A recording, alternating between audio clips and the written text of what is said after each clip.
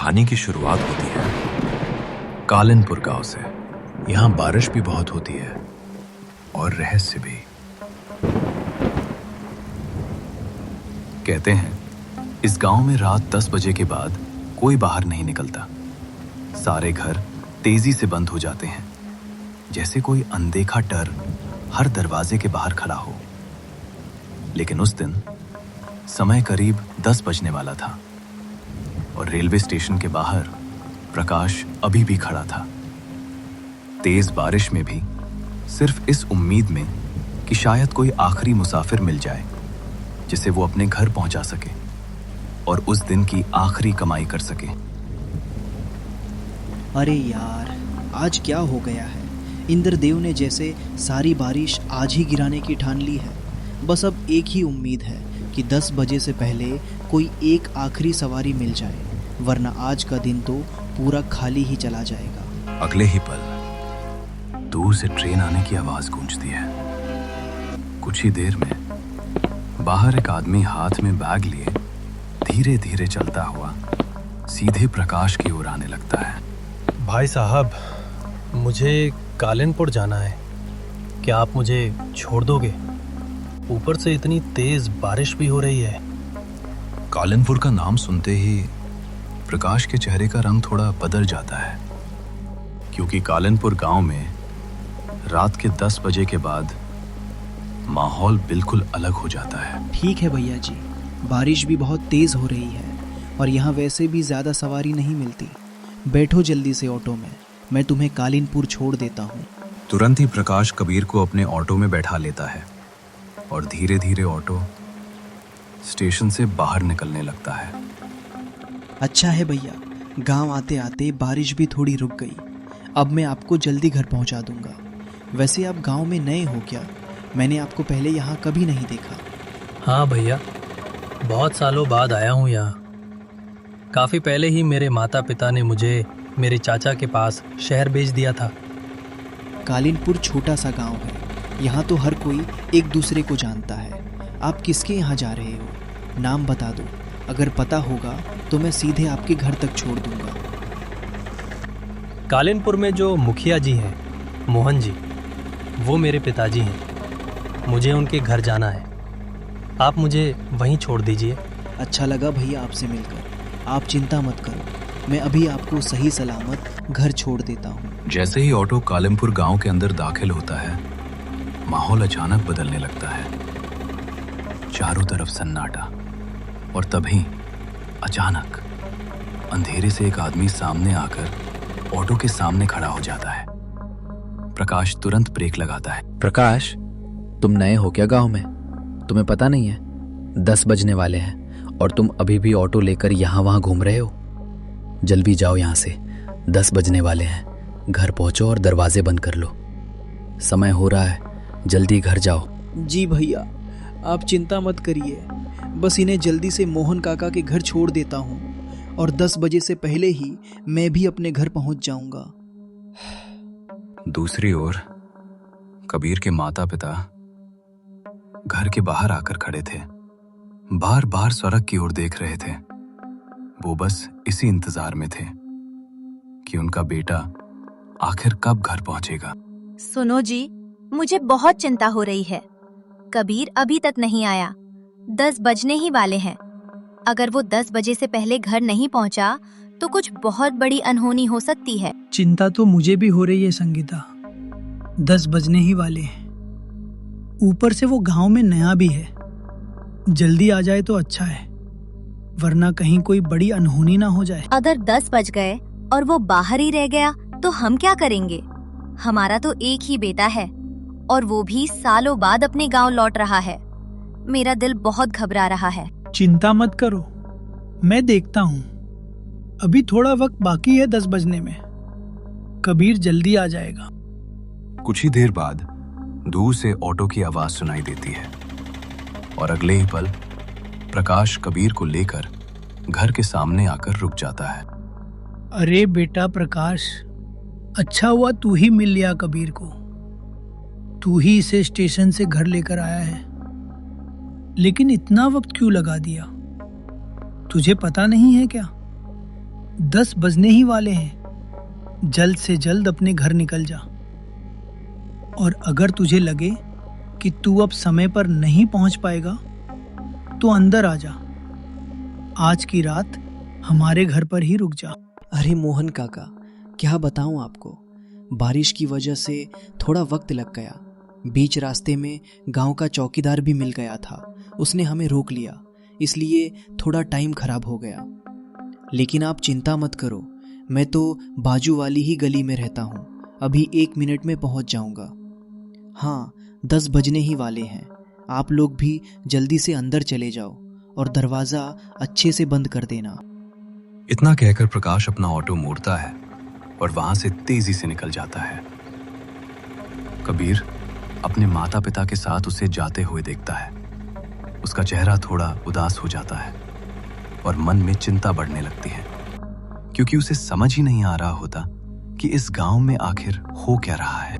कुछ ही देर में समय बदलने लगता है और 10 बजने ही वाले होते हैं। पिताजी, ये सब क्या चल रहा है आखिर गांव में? हर कोई बस 10 बजे की ही बात कर रहा है। बीच रास्ते में भी एक आदमी ने हमें रोक कर कहा कि जल्दी घर जाओ, 10 बजने वाले हैं, और वो बहुत गुस्से में था। उसे देखकर प्रकाश भी डर गया। आप लोग बार बार सिर्फ 10 बजे ही क्यों बोल रहे हो? आखिर 10 बजे होगा क्या? ये बात इतनी आसान नहीं है बेटा। 10 बजे के बाद इस गांव में बाहर रहना सुरक्षित नहीं माना जाता। पुरानी मान्यता है। तुम बस इतना समझ लो, यहाँ के लोग बिना वजह नियम नहीं मानते। पर पिताजी, आखिर सब लोग इतने डरे हुए क्यों हैं? हर कोई बस चेतावनी दे रहा है, 10 बजे के बाद बाहर मत निकलना। आखिर इस गांव में 10 बजे के बाद होता क्या है? बेटा कबीर, हम समझ सकते हैं तुम्हारे मन में बहुत सवाल है और हम तुम्हें सब जवाब देंगे। तुम बहुत छोटे थे, तभी हमने तुम्हें इस गांव से बाहर भेज दिया था, तुम्हारे चाचा के पास शहर में। लेकिन अभी हम तुम्हें सब कुछ बताएंगे बेटा, बस हमें थोड़ा वक्त दे दो। तुम्हारी माँ बिल्कुल सही कह रही है बेटा। हम तुम्हें सब कुछ बताएंगे। तुम ही हमारे जीवन का एकमात्र सहारा थे, इसलिए हम तुमसे बहुत प्यार करते थे। इसीलिए तुम्हें बचपन में ही तुम्हारे चाचा के पास शहर भेज दिया और उनसे भी साफ कह दिया था कि इस गांव की कोई भी बात तुम्हें कभी ना बताई जाए। पिताजी, मैं वही पूछ रहा हूं आपसे, कौन सी बातें? कैसी डरावनी बातें? आखिर ऐसा क्या हुआ था कि आपने मुझे अपने से इतना दूर कर दिया और आज तक कुछ भी नहीं बताया? क्या तकलीफ है इस गांव में? क्या डर है यहाँ का? और सबसे बड़ी बात, ये 10 बजे के बाद आखिर होता क्या है पिताजी? बताइए मुझे। बेटा, मैं तुम्हें सब कुछ बताऊंगा, लेकिन पहले सुनो, 10 बजने वाले हैं। जल्दी से घर के दरवाजे और सारी खिड़कियां बंद कर दो और ध्यान रखना, कोई भी आवाज आए, कितना भी जरूरी क्यों ना लगे, 10 बजे के बाद बाहर बिल्कुल मत जाना, बिल्कुल भी नहीं। अगले ही पल तीनों जल्द से जल्द कमरे से बाहर निकल जाते हैं। 10 बजने ही वाले थे, इसलिए वो बिना देर किए पूरे घर की खिड़कियां और दरवाजे बंद करने में लग जाते हैं। 10 बज चुके थे, घर पूरी तरह बंद हो चुका था। मोहन काका बाहर वाले कमरे में बैठे थे और कबीर चिंता में धीरे धीरे उनकी ओर आ रहा था। पिताजी, मैंने सारी खिड़कियां और दरवाजे बंद कर दिए हैं। 10 बज भी चुके हैं। अब तो बता दीजिए, आखिर इस गांव में 10 बजे के बाद होता क्या है? मुझे बहुत डर लग रहा है। बेटा, तुम अभी आए ही कितने घंटे हुए हो? आज की रात रुक जाओ। कल सुबह होते ही मैं तुम्हें सब कुछ बता दूंगा, लेकिन मेरी सिर्फ एक बात हमेशा याद रखना, रात 10 बजे के बाद इस गांव में एक कदम भी बाहर मत रखना। बाहर बहुत डरावनी चीजें हैं और तुम अपनी जान भी गंवा सकते हो। अगले ही पल दरवाजे पर जोर जोर से दस्तक होने लगती है। कोई बाहर से लगातार दरवाजा खटखटा रहा था।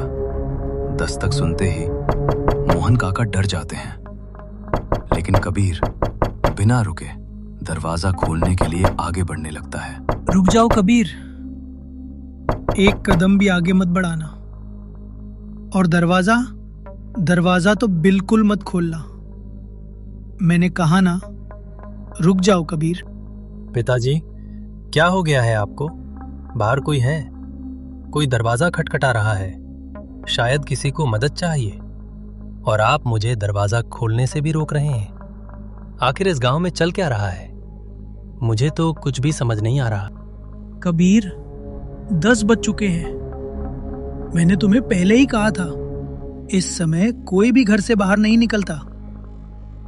ये गांव श्रापित है बेटा। यहाँ एक दुल्हन का श्राप है। वही हर रात दरवाजे खटखटाती है, लोगों को बाहर बुलाती है, लेकिन जो भी उसके पीछे बाहर गया वो कभी वापस नहीं आया। इसलिए कह रहा हूं, चाहे कुछ भी हो जाए, दरवाजा मत खोलना। पिताजी, आप ये सब क्या कह रहे हो? श्राप, दुल्हन, ये सब आज के जमाने में भी? मुझे तो ये सब अंधविश्वास लग रहा है। मैं कुछ भी समझ नहीं पा रहा। हटो पिताजी, मुझे एक बार बाहर जाकर देखने दो। कबीर, जिद मत करो। तुम अंदर जाओ और सो जाओ, और ध्यान रखना, इस घर के बाहर एक कदम भी नहीं रखना है। दरवाजा या खिड़की कुछ भी नहीं खोलना, चाहे कितनी भी आवाजें क्यों ना आए। अब जाओ, हम कल बात करेंगे। मैं तुम्हें सब कुछ बताऊंगा। आज के लिए इतना ही काफी है। अपने पिता की डांट सुनकर कबीर उदास हो जाता है और बिना कुछ कहे वहां से अपने कमरे की ओर चला जाता है। गांव में बारिश बहुत तेज हो जाती है। हवा तेज चलने लगती है और पूरा माहौल और भी भारी हो जाता है। कबीर अपने कमरे में तो आ जाता है, लेट भी जाता है, लेकिन उसे नींद नहीं आती। वो गहरी सोच में डूबा रहता है। श्रापित गांव, दुल्हन का श्राप, यही सब उसके दिमाग में घूम रहा होता है। और तभी अचानक एक आवाज सुनाई देती है। खिड़की पर जोर जोर से दस्तक होने लगती है। कोई लगातार तेज आवाज में खटखटा रहा था। ये सुनते ही कबीर तुरंत उठ जाता है। डर के मारे वो खड़ा होकर उस दिशा में देखने लगता है जहां से आवाज आ रही थी, और उसी पल उसके चेहरे के भाव उड़ जाते हैं। डर से उसका पूरा शरीर कांपने लगता है। अरे, इतनी जोर से कौन खिड़की खटखटा रहा है? कहीं किसी को मदद की जरूरत तो नहीं है? पिताजी ने तो बाहर जाने से मना किया था, लेकिन खिड़की से तो देख ही सकता हूं। एक बार देख लेता हूं, शायद किसी को सच में मदद चाहिए। कबीर बिना देर किए तुरंत दूसरे कमरे की खिड़की की ओर बढ़ता है, जहां से तेज आवाज आ रही थी। वहां पहुंचकर वो कुछ पल के लिए ठिठक जाता है, सोच में डूब जाता है। आखिर इतनी रात को 10 बजे के बाद इस गांव में कोई खिड़की क्यों खटखटा रहा है? दरवाजा खोलना चाहिए या नहीं? कुछ पल सोचने के बाद कबीर खिड़की खोल देता है, और खिड़की खुलते ही सामने एक औरत उदास सी खड़ी दिखाई देती है। वो बस कबीर की आंखों में ही देख रही होती है। उसकी आंखों में एक अजीब सी बेचैनी होती है, जैसे उसे किसी मदद की सख्त जरूरत हो। कौन हो आप बहन जी? इतनी रात को हमारी खिड़की क्यों खटखटा रही हो? क्या आपको इस गांव के नियम नहीं पता? 10 बज चुके हैं। आखिर आपको क्या चाहिए?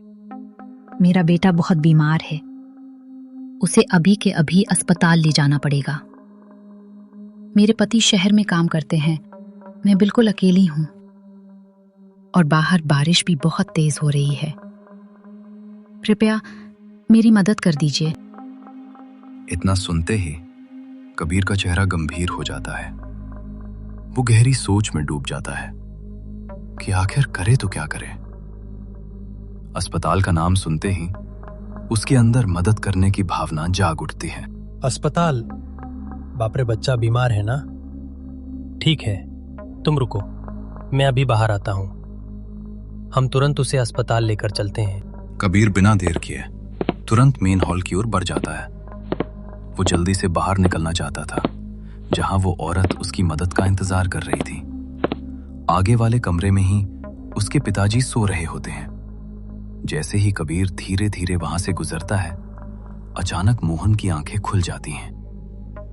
रुको कबीर, कहाँ जा रहे हो तुम? दरवाजा क्यों खोल रहे हो? मैंने तुम्हें मना किया था ना, 10 बजे के बाद चाहे कुछ भी हो जाए दरवाजा नहीं खोलना है। तुम मेरी बात क्यों नहीं समझ रहे हो?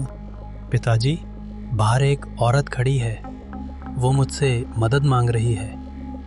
अभी खिड़की पर खटखटा रही थी, कह रही है उसका बच्चा बहुत बीमार है, उसे तुरंत अस्पताल ले जाना होगा, इसलिए मैं उसकी मदद करने जा रहा हूं। वो बिल्कुल साधारण सी औरत लग रही है। कबीर, मैं तुम्हारे हाथ जोड़ता हूं, वो कोई साधारण औरत नहीं है। वही है, वही श्रापित दुल्हन, वही आत्मा जो रूप बदलकर लोगों को बहलाती है, मदद के बहाने उन्हें घर से बाहर बुलाती है ताकि उन्हें अपना शिकार बना सके। कबीर, मेरी बात मानो, अभी के अभी अंदर जाओ, अपने कमरे में जाओ। अपने पिताजी की बात सुनकर कबीर रुक जाता है। उसकी आंखों में उलझन और मायूसी साफ दिखाई देने लगती है। भारी मन और टूटे हुए दिल के साथ वो धीरे धीरे वापस अपने कमरे की ओर चला जाता है। उसका चेहरा पूरी तरह उदास हो चुका था। क्या यार पिताजी, मेरी बात ही नहीं समझ रहे। बाहर वो औरत बिल्कुल साधारण लग रही थी, बेचारी को कितनी मदद की जरूरत थी। और ये गांव में आखिर चल क्या रहा है? सब लोग इतने डरे हुए क्यों हैं? नहीं, अब मुझे सच जानना ही होगा।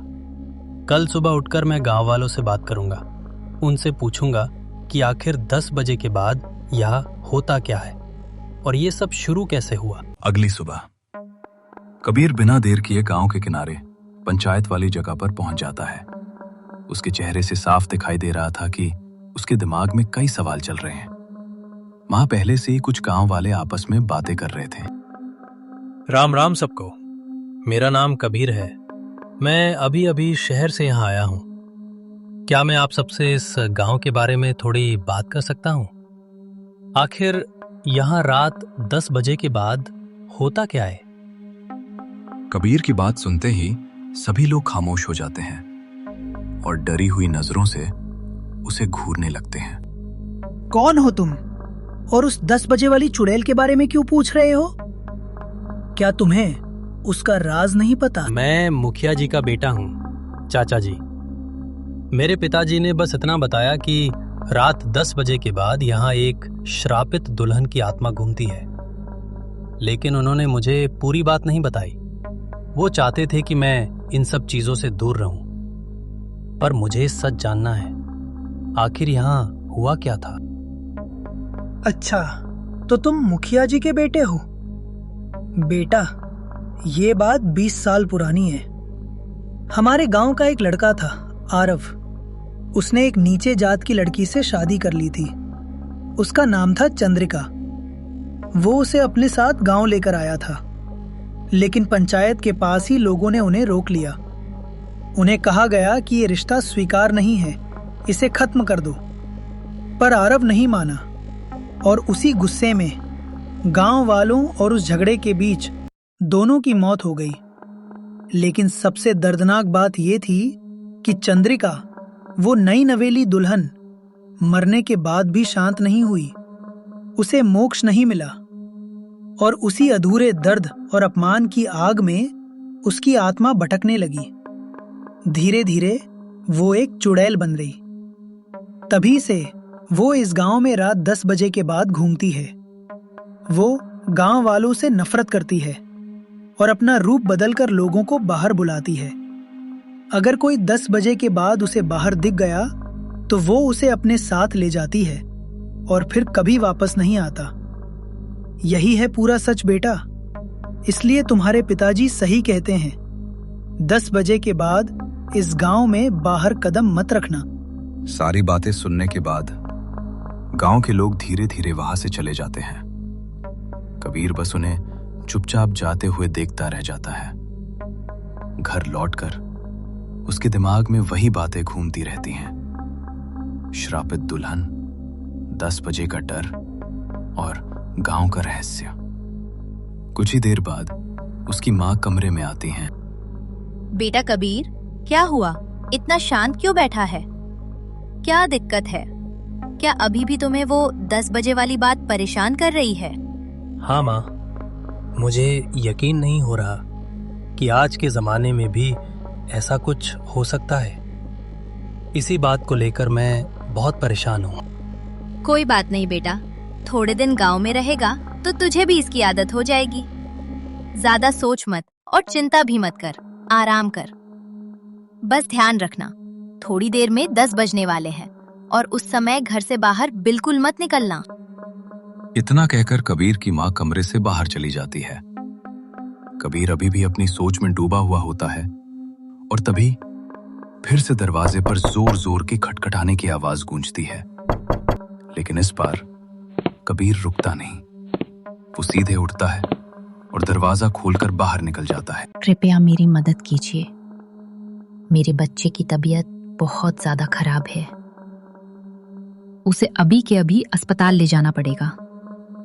आप मेरे साथ चलिए मेरे घर तक, ताकि हम उसे जल्दी हॉस्पिटल ले जा सकें। ठीक है, आप चिंता मत कीजिए। हम जल्दी से आपके घर चलते हैं और बच्चे को अस्पताल ले जाते हैं। आप आगे आगे चलिए, मैं आपके पीछे पीछे आ रहा हूँ। धन्यवाद।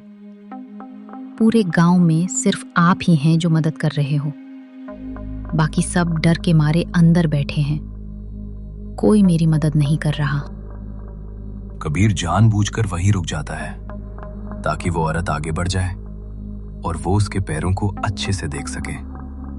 लेकिन जैसे ही वो आगे चलती है, कबीर की नजर जम जाती है। उसके पैर जमीन को छू ही नहीं रहे थे और सबसे डरावनी बात, उसकी कोई परछाई भी नहीं थी। ये देखते ही कबीर का पूरा शरीर ठिठक जाता है।